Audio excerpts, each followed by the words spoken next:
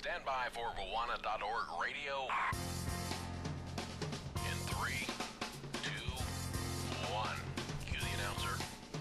You found Bwana.org radio, your one source for tech news and reviews. Now, almost live from sunny Florida, here's your host, Bwana McCall. Greetings, folks, and welcome to episode 225 of Bwana.org radio. We got a great show lined up for you, and today we're going to be talking about 9 bookmarks.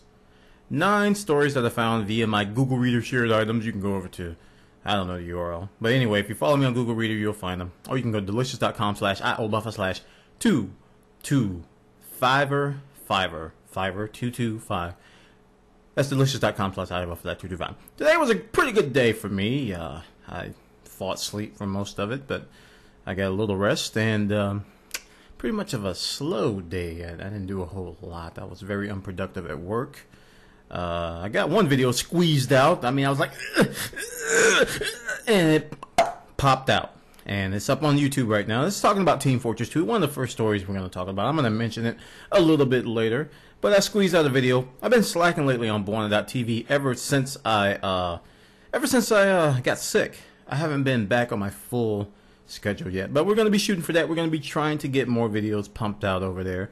And let's go at it, shall we? Great. We got a great show lined up for episode 225 of Bwana.org radio. It's time for Bwana.org radio's tech news for this week. And for our first story, remember I said I was going to talk about TF2? I said it like 30 seconds ago, so if you forgot, you probably need to get some vitamin B12 or something to help that memory. I'm just joshing you. You got a good memory. Yes, you do. Anyway, this story has to do with Valve, and Valve has patched Team Fortress 2. A couple of interesting patches. They've done some balancing. They've done some other things I don't agree with. But one of the very cool things that they've done is that they allowed the community to create items for the game. So what they're allowing us to do is create models. And, you know, a bunch of people in TF2 community make these skins. And they take the existing weapons and they reskin them and make a little bit different. They also create various models that you can use, alternate models for different classes. So what they're going to allow us to do now is create these user-created items and submit them to them, and if they're accepted and if they get voted up or whatever, then they'll show up in the game. Very, very cool stuff. One guy, I read another blog, I forgot where, he said he was going to create a deformed parrot for the spy. Yeah, the spy is going to have a parrot on his shoulder that's deformed. Not a normal parrot, not one that goes, no, this one's going to be deformed. And I was intrigued by that. It both confused me and it intrigued me at the same time, because why would you want a deformed parrot as opposed to a regular parrot? Why must a parrot be hindered in appearance? I don't know, but it's intriguing. I would want to see it. I'd want my spy to have a deformed parrot on his shoulder, wouldn't you? Hey, we got the option now. Check out the story over on joystick.com. They got the details over there, and they got screenshots and all kinds of cool little knickknacks that'll make your heart a little happy person. The next story has to do with Nintendo. And this is all about, you know, Nintendo, and it's about other gaming companies as well. You know, there's Microsoft, and then there's Sony. December is always a big month for gaming companies, and you know, Sony's been gloating a lot because ever since they dropped the price of the PS3, they've been selling a lot more units. And the Xbox 360 has been holding up as well. It's been very consistent. Been kind of flat. You know, it hasn't been growing a lot, but it's been very consistent. Now, the thing about this story that makes me tremble in my boots and confuses me at the same time is that how well Nintendo did. Nintendo, they had, if you look at the December MPD numbers, this is Joystick, they had an increase. And NPD's got some inaccuracies, some gross inaccuracies, but it's a good indicator, decent indicator. They had a 202% increase over the previous month. 202% increase, followed by the PSP, which had the PSP Go. So I imagine that filled a lot of Christmas stockings right there. But 3.8 million sales, man, of the Nintendo Wii. And look at the DS. The Nintendo DS sold 3.31 million. Now the next closest is the PS3 with 1.36. And then the Xbox 360 was the last with 1.31. I don't get it, guys. I really don't get it. And if you look at the games, this kind of explains why. Wii Fit, Super Mario Bros. Wii Sports Resort. That's pretty much it. Oh, and they got Wii Play with the remote because it comes with a remote. People are buying this system for these 3 titles. Because I got new Super Mario Bros. Wii. It's a great game, but that's it. That's all it has. Oh my goodness. Wii Fit. Okay, yeah, Wii Fit's a good title, but that's all it has. Oh, guys, my Wii is so dusty. That was not a good statement. My Nintendo Wii is very, very dusty. And, thankfully Netflix is coming to the Wii, so maybe I can reuse that. I can do something with it, but it's just not being used. It's just not being used. And it baffles me that this many Wiis were sold. I'm not knocking the system. It's just not a whole lot available on it, but it's still selling like hotcakes. So check it out. This one's over. This one's over on Joystick. They got the details, and they got the nice links to MPD and the nice little graphs. Next story is pretty cool. This is one of my first real video game football games. It's called Tecmo Bowl. I had played handheld video games, handheld football games. I played Joe Montana football for a while when that was out on the Sega Genesis. But my first love was Tecmo Bowl on the NES, I believe it was. I believe it was on the NES. Correct me if I'm wrong. I think Tecmo Super Bowl was on the Super NES. I played a lot more Super Bowl than Tecmo Bowl. But check it out. This particular, I think both were on the NES. I don't remember. You guys are going to kill me. But that title's coming back, guys. Tecmo Bowl Throwback is rumored. Well, it's not coming. I don't know if it's coming back. It's rumored to be coming back on PSN and on Xbox Live Arcade. Very, very good classic title. Now, by today's standards, this is probably not going to appeal to a lot of people. The graphics are, how do I say this, very subpar compared to Madden and other games. You heard me talk about Quick Hit Football, and Quick Hit Football had some graphics which reminded me of Tecmo Bowl. And this is very, very cool. I mean, coupled with NBA Jam coming out a little bit later, this is going to be another title I'm going to add to my collection because I really love Tecmo Bowl. If they add some other things to it, like some multiplayer, if they do something like that, I'm just gonna scream like a little schoolgirl. But this is very, very cool, guys. Tecmo Super Bowl is coming to PSN and Xbox Live Arcade, rumored. And these rumors are strong, so hopefully it'll be true. Check it out. This one's over actually on multiplayerblogmtv.com. They got the details about that story and some screenshots and all kinds of goodness and candy. You're listening to Bwana.org Radio, a potpourri of tech news and reviews. Steve Ballmer has spoken out about the China situation. Steve Ballmer is the CEO of Microsoft. Last show I talked about Google's foray, their fisticuffs. That was the title of the show. Fisticuffs with China. Google is threatening to pull out. Well, Microsoft has a totally different tune. Steve Ballmer has been quoted as saying, "We've been quite clear that we're going to operate in China, and we're going to abide by the law." And he, he says cyber attacks are an unfortunate way of life. Oh my gosh. This man, when he speaks, it's just like, why, Steve?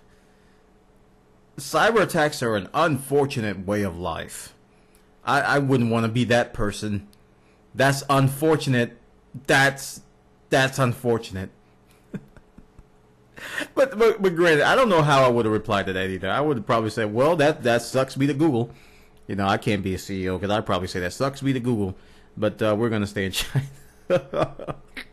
There's a lot of stuff going around about this China story. People are accusing Google of misleading people, saying that it's not about cyber attacks, it's more about economics, and everybody's going back and forth, blah blah blah blah blah. No market share, no this, no that. I don't really care. I'm just like, whatever. The China's human rights thing. I do care about that. But, as far as the why Google is doing this and why this and why that, it's pure speculation. Only Google knows what's going on. And I don't even know if China knows everything that's going on. But, yeah, Balmer says we're staying in China. So that's their response to what Google's going through. I thought I might share that with you guys about this story. So check it out. This one's over on cnet.com. They got the details over there. The next story, we're gonna jump back to gaming. We're gonna go to Tekken. Yeah, some people don't like Tekken. They're more Virtua Fighter fans. A lot of people like Soul Calibur. I don't know. I like Tekken. I play a lot of Tekken on the PlayStation 1 actually, and I amazed my brother when I demonstrated to him, and I did a move where Law ran up a guy's chest and then fell on him in a freaking crazy suplex madness, and my brother was like, "Oh, nothing like that have been done before that I can remember." Anyway, Tekken's gonna get some online co-op in their campaign mode. If you don't know, Tekken does have a campaign mode that you can play, and now it's gonna be getting the co-op mode. This one's gonna be coming January 18th. That's in about 4 days actually. And the scenario campaign would be playable by 2 people. The co-op play was previously only available offline with an AI partner accompanying you in the campaign mode. So this update's going to bring a voice chat option, co-op leaderboard for score tracking. So you're going to be some pretty cool stuff. So PlayStation guys, you're going to be happy to see some Tekken 6. I don't know why I said Tekken 6 is going to get some online co-op features that should make it very, very cool. So check it out. They got this story over on PlayStationLifestyle.net. Very, very cool PlayStation blog. So check it out. While we're on the PlayStation train, we're going to talk about MAG. MAG is the massive action game which recently exited its final beta, and we're anxiously anticipating its release on January 20th. Well, my eyes are playing tricks on me. January 26th, it's going to be coming out. So that's in a couple weeks. Very, very, very fast. But over on the PlayStation blog, they have revealed the trophies. I think it's about 36 trophies, and they're all multiplayer. Now, I saw a funny comment. On on this blog where a guy said, "Well, these trophies seem to be all single player trophies. Shouldn't they make more multiplayer trophies in MAG? I'm tired of single player trophies." And the author of the blog post replied, "Well, MAG is completely online, so all the trophies are multiplayer." I thought that was funny. Anyway, so here's some of the trophies. Bronze. Let's see. 25 killed, 25 enemies killed in their capacitive state over a career. Bunch of things that have to do with ribbons. Squad leader, destroy 5 enemy helicopters. I think there's some stuff where you have to call in airstrikes, which requires that you have to lead a team. Sidekick ribbons. Those are the easy ones. Then you get a little bit harder. Cluster bombs. Call in 50 cluster bombs or mortar barrages. Oh wow! Destroy 20 escort vehicles over a career. So these are pretty involved. If someone comes back a week later and said they got their platinum trophy, which is all of the trophies, then I'm going to call them a hacker. Commandant in Chief. When the player reaches level 60 with Raven, Esper or Valor, they got their own different trophies related to those. So these are the trophies that are related to Massive Action Game, or MAG. And that's going to be coming our way, very, very soon. January 27th. It's sooner than you think, guys. It's going to be here in a couple, 10 days, 12 days. So check it out. That one's over on the PlayStation blog.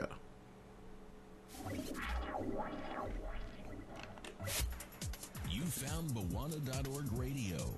Tech news and tech gadgets for the hardcore geek in all of us.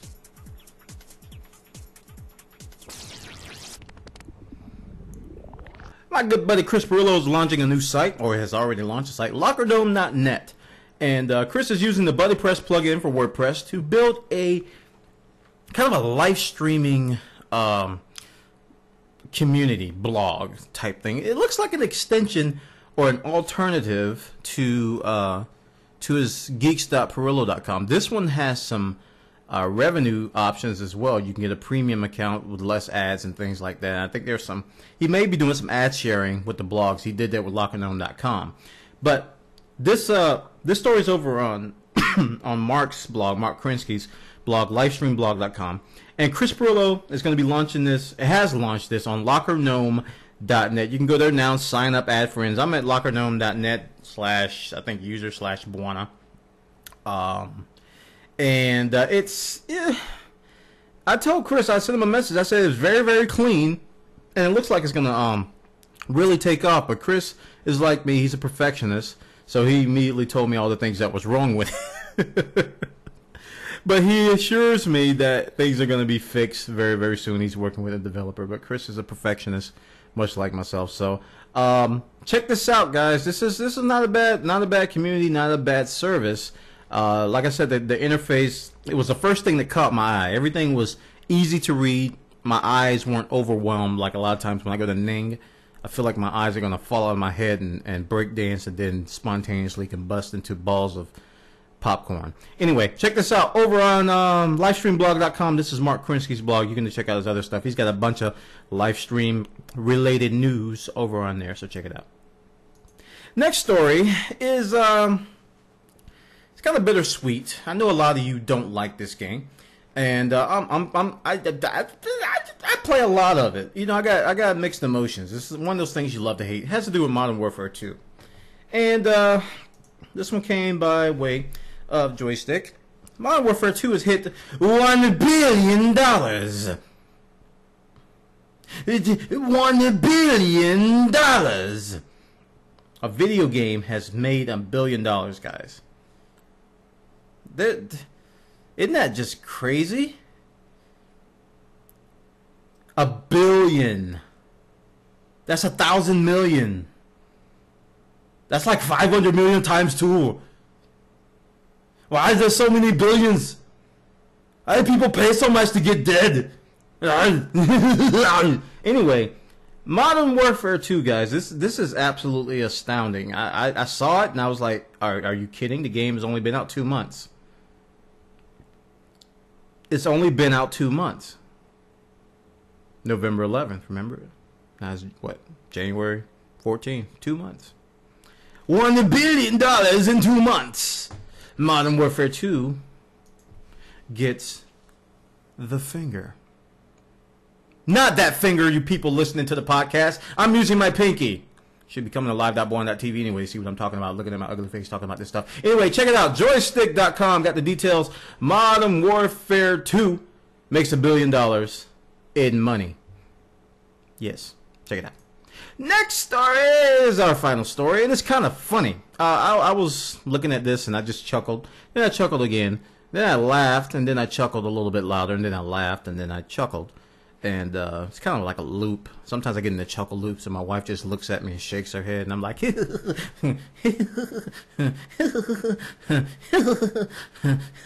that's going to end up on the YouTube somewhere. Anyway, the IRS commissioner. This is the commissioner. He commissions things. He is in charge of commish. He has commissioning powers of commissionment, of commissioning. He doesn't file his own taxes because he claims they're too complex.